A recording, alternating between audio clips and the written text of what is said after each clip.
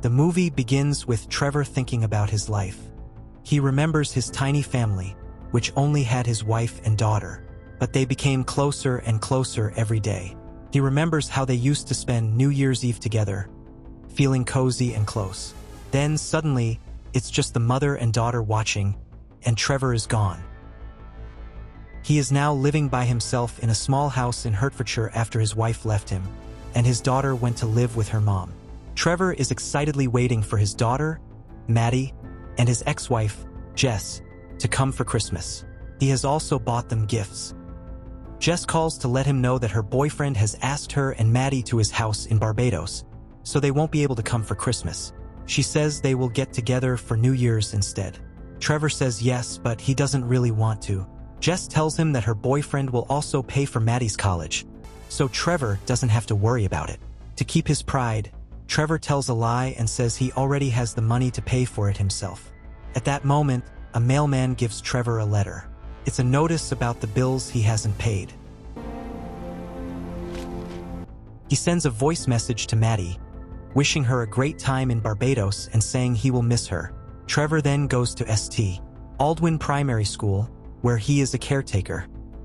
He starts helping the teacher, Diana, get ready for the school's Christmas play. While he is working, the principal stops him and asks to have a short conversation. But Diana quickly says that one of their students' moms, June, has said she will bring her 8-month-old baby to play baby Jesus in the Christmas story. The principal is smiling. In the staff room, the principal gives him a cup of wine and thanks him for his work, reminding him that today is his last day at the school. When she asks him how long he has been working here, Trevor replies that it has been 7 months. She answers it feels like a long time, and he returns to his work. While he is working, the bell in the back room rings. Trevor opens the door and sees a baby in a baby seat.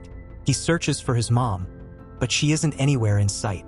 With no other choice, he brings the baby inside and places him in the manger. The play starts, and Trevor takes care of everything behind the scenes.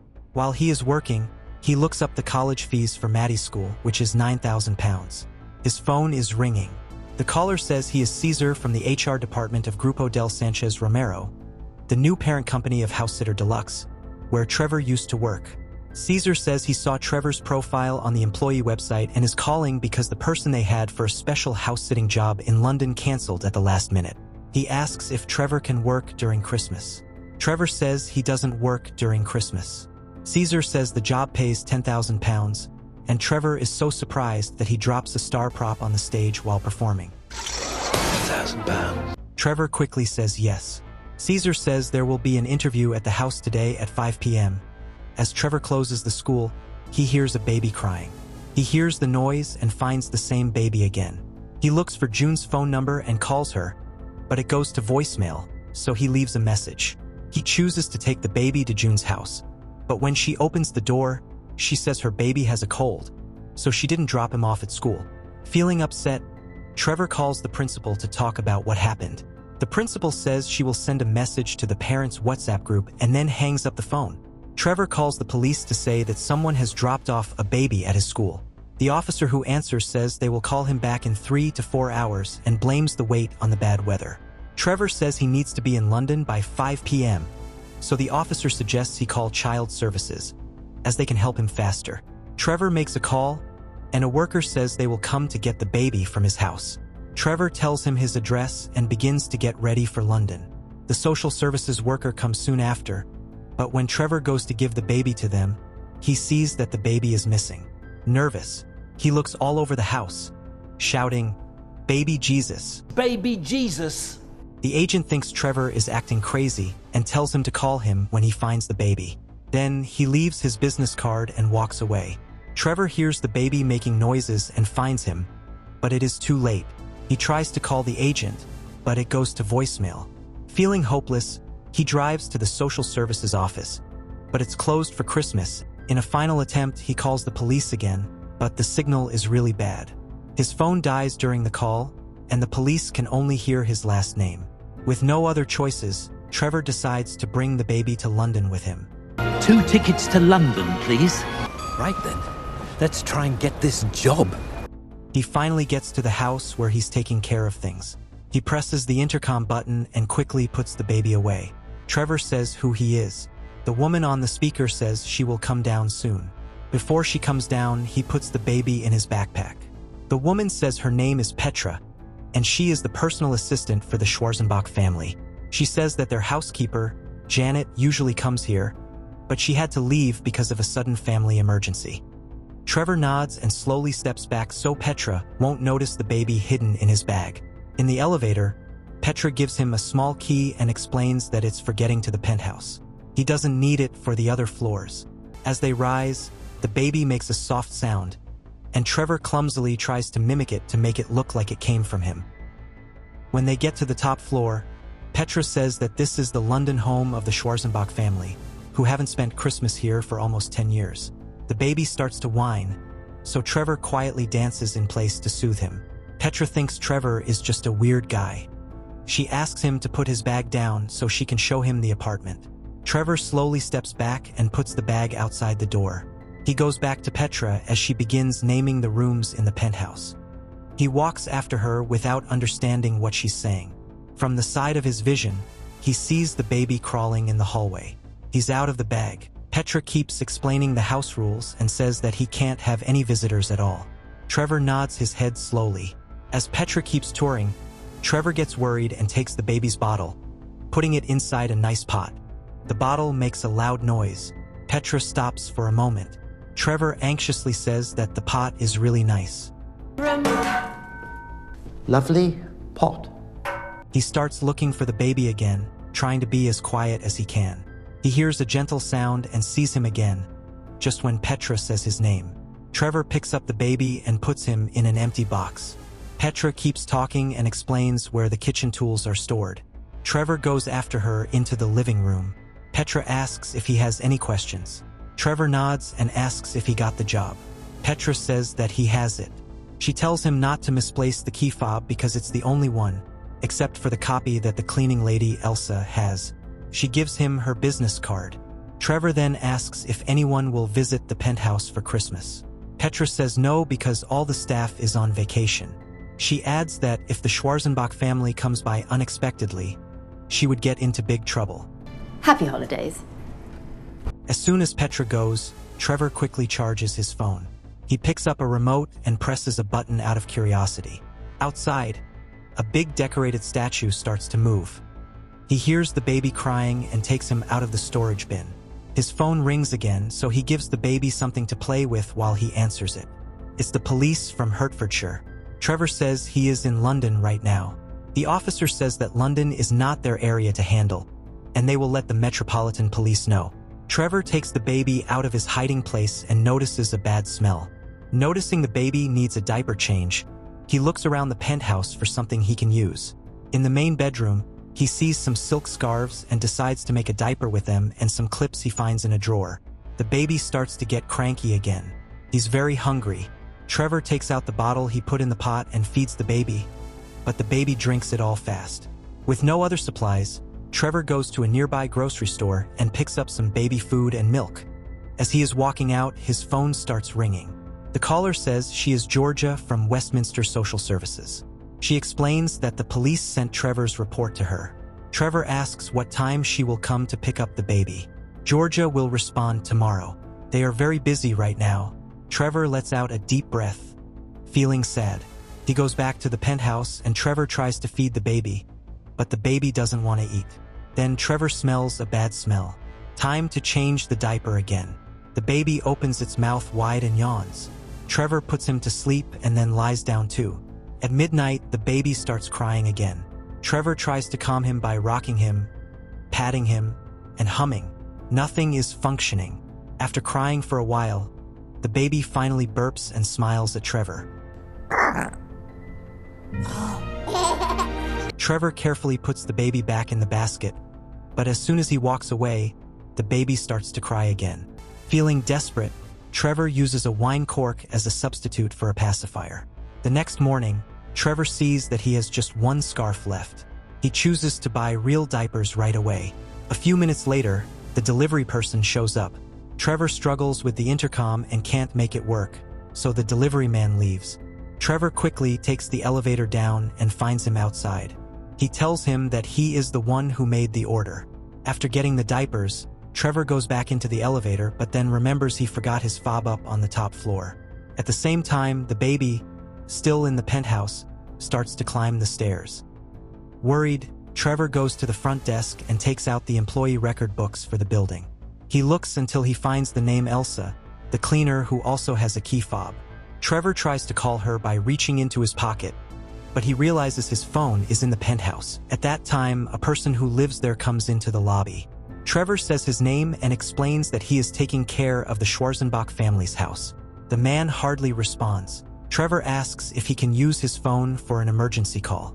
The man gives it over, but he doesn't really want to. Trevor calls Elsa and tells her what's going on. Elsa says she will ask Petra for permission first. Trevor gives the phone back to the person and says he is waiting for a call back. The man sighs and tells Trevor to come up to his apartment and wait there. He says his name is Lionel. Trevor nervously waits for the phone to call. Lionel says he doesn't like Mr. Schwarzenbach. 3 years ago, Schwarzenbach bought the whole building, and since then, he has been making the people who have lived there for a long time leave. Tomorrow will be Lionel's last day here. After waiting for a long time, Elsa finally calls to say that Petra has said yes, and she is on her way. At the same time, Georgia from social services comes to the penthouse and tries to call Trevor, but he doesn't pick up. She leaves and asks him to call back when he can. The baby has crawled to the top of the stairs. Half an hour later, Elsa gets there and opens the penthouse door for Trevor. Just as the elevator doors are about to close, Trevor sees a pack of diapers on the floor outside. He puts his shoe in the door to keep it open and quickly picks up the diapers. As the door slams on his shoe, he hurriedly goes outside to search for Elsa again, and finally gets back into the penthouse. When he walks in, the baby suddenly comes flying out of the laundry chute, and Trevor grabs him just in time. That night, Trevor sends Georgia a voicemail saying sorry for not answering her call earlier and asking when she can come get the baby. Just as he is about to go to sleep, his phone starts to ring. It's Maddie. Trevor asks if she is calling from Barbados, but she says their flight was late. She says she misses him. Trevor tells he misses her too. Later that night, Trevor hears a weird sound downstairs and goes to check it out. He sees a couple searching through the kitchen. Trevor wants to know how they got inside. The woman says they found a keychain in the basement. She says they have been living downstairs since their apartment was taken away, and they only came up to get some food. As they start to leave, Trevor stops them and says he also has a baby with him. A baby that doesn't belong to him. He gives them some baby food he bought. The next morning, Trevor hears the baby crying. While he is feeding the baby, he gets a call from Georgia. She says she can pick up the baby that afternoon. Trevor sees that he is missing a shoe, so he uses a plastic bag on one foot instead. While walking with the baby, he sees some mothers and says hello to them. They rush over to the baby and ask how old he is. Trevor pauses and then quickly says, 3 months. One woman lifts her eyebrow. He's really big for being 3 months old. Trevor says you should meet his mom. After a quiet moment that felt weird, he quickly leaves. Trevor suddenly sees his real shoe in the middle of the street. Thankful for his good fortune, he quickly goes over and puts it on, just for a dog to bite it and not let go. Trevor throws a stick to distract the dog, but it doesn't help. In the end, feeling hopeless, Trevor removes his other shoe and throws it away. The dog belongs to someone who lives in the building. Later, the couple from downstairs goes to the top floor to thank Trevor for giving them baby food the night before. To say thank you, they give him a small knitted hat for his baby. They say they have to go to an interview at a housing office, and if it goes well, they might get a house. Trevor says he will take care of their baby while they are away, and they happily agree. Trevor looks after both babies. After feeding them, he puts each one into its own basket. An hour later, Georgia gets to the apartment. Trevor picks up a basket and gives her the baby. Georgia takes a photo to keep for records and asks him to sign a paper. After taking Georgia outside, Trevor sees the couple come back, happy and eager. They think they will have a home soon. Trevor gives the baby back to the parents, but they look shocked and say, "That's not our baby." This isn't our baby. Trevor gets scared and runs downstairs to find Georgia. Fortunately, she is still here and is talking to a police officer about a parking ticket. Trevor calls her a lot, but she can't hear him. In a panic, he takes the baby from her car and asks the officer to tell Georgia to wait while he gets the right baby. Trevor hurries back upstairs but drops his fob while going up. Then he recalls. The couple gave him an extra copy before. He gives their Real baby back to them. They want to know where he took their child. Trevor, out of breath, says, "I tried to hand him over to social services." I tried to give it to social services. He runs back to the parking lot, but Georgia has already left. He tries to call her, but she doesn't answer, so it goes to her voicemail. Then another phone call comes in. In a rush, she tells him the Schwarzenbachs are coming to London for Christmas. The Schwarzenbachs. They're coming to London for Christmas, after all. She says she is in Thailand right now, but was able to contact Janet, the housekeeper who lives close by. Janet has agreed to take care of the preparations. Petra tells Trevor that when Janet gets there, he can leave and still be paid fully. A few minutes later, Trevor gets a call from Janet. She admits that she is really on vacation in Scotland and lied to Petra.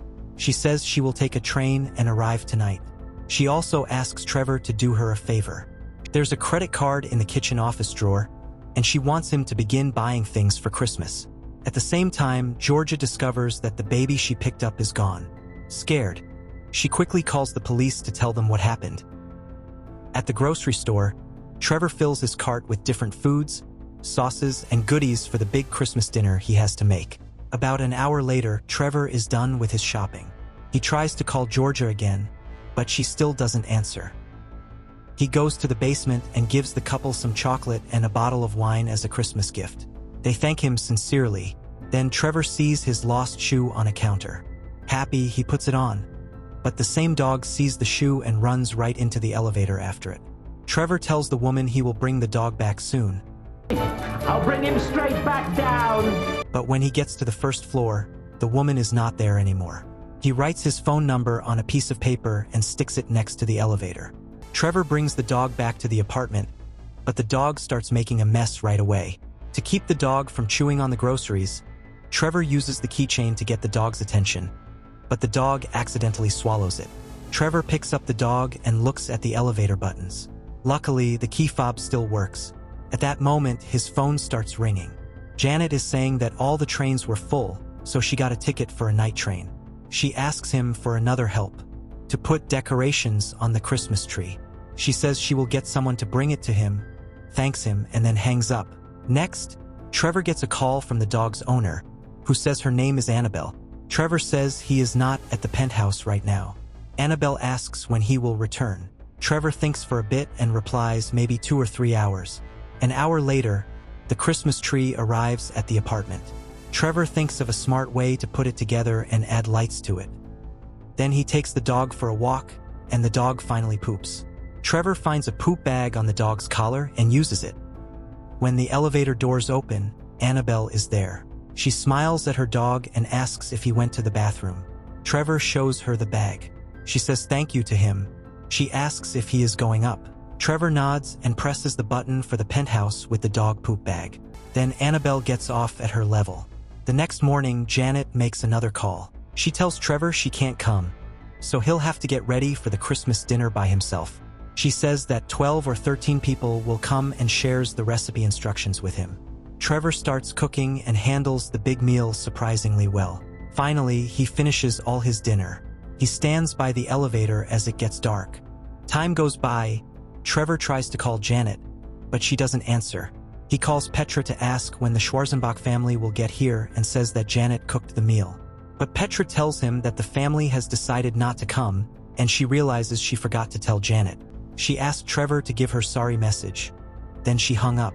A little while later, the intercom makes a sound. The police are asking him if he has a missing baby because the baby was last seen with him. Trevor agrees and brings the baby downstairs. But when the officer looks at the baby and the photo Georgia took, they don't look the same. Trevor describes what happened. The confused officer lets Trevor take him back upstairs to wait for Georgia to get there. Trevor gives the baby something to eat and fills a glass of wine for the officer. Then the intercom makes a buzzing sound again. It's the couple from the basement, bringing Trevor a Christmas present. He invites them to stay for dinner. Another buzz. Hello, Lionel. This time it's Lionel, who says Petra asked him to bring Trevor his apartment key since he is moving out. When Trevor buzzes him in, Annabelle steps out of the elevator with him. Apparently, she was on her way to the 3rd floor when Trevor buzzed Lionel up. Trevor invites Lionel and Annabelle to stay for dinner as well. Then Trevor's phone rings. It's Jess. She tells him they missed their connecting flight because of the earlier delay. Trevor tells her and Maddie to come to the penthouse. He even buzzes Georgia as well. Georgia, come on up. The penthouse soon fills with a lively Christmas atmosphere. Guests filter in, laughter echoes through the rooms, and the table glows with the feast Trevor has prepared. Eventually, Jess and Maddie arrive at the penthouse, amazed by the sight. Everyone gathers around the table and sits down for dinner. Moments later, the police officer raises his glass and gives a Christmas toast to Trevor and to the baby who, in a strange way, brought them all together. But suddenly, they notice the baby is missing. A frantic search breaks out. Finally, they find him in the manger display, lying peacefully beneath the baby Jesus decoration. Just then, the intercom buzzes. Trevor answers it and freezes. It's the Schwarzenbach family. They say, "We are not going to miss your Christmas after all." Decided we could not miss your Christmas feast after all. And here where the movie ends. Thank you for watching. Please subscribe to the channel and smash the bell button. Write in the comments section what kind of movie you would like to see next.